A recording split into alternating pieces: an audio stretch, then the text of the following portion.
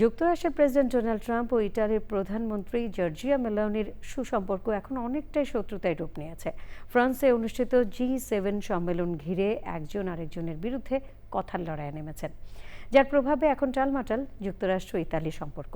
আরও জানাচ্ছেন মুইন তাসদিদ।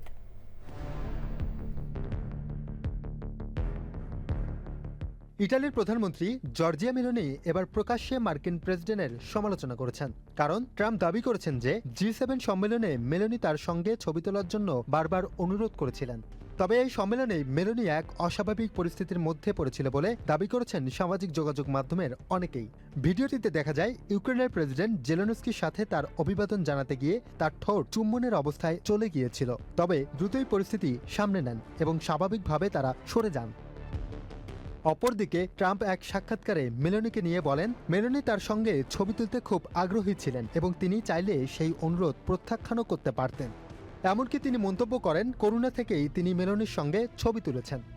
ট্রাম্পের এই বক্তব্যের জবাবে মেলোনি বলেন, এসব দাবি সম্পূর্ণ ভিত্তিহীন এবং যুক্তরাষ্ট্রের প্রেসিডেন্ট কেন তার মিত্রদের নিয়ে এমন মন্তব্য করেছেন তা তার বোধগম্য নয়।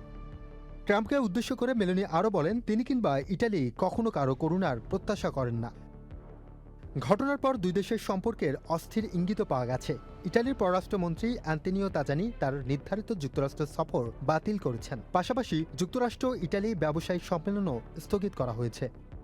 কূটনৈতিক সূত্রগুলোর মতে G7 সম্মেলনে ইটালি ছিলেন ট্রাম্পের নীতির অন্যতম কড়া সমালোচক।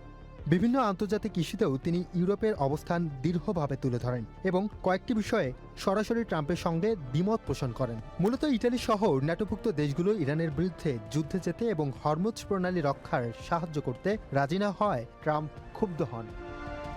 এদিকে জর্জিয়া মেলোনি একসময় ডোনাল্ড ট্রাম্পের বড় সমর্থক ছিলেন। 2025 সালে ট্রাম্পের শপথ অনুষ্ঠানেও উপস্থিত থাকা একমাত্র ইউরোপিয়ান নেতাও ছিলেন Meloni. Muin Tasdid, channel I.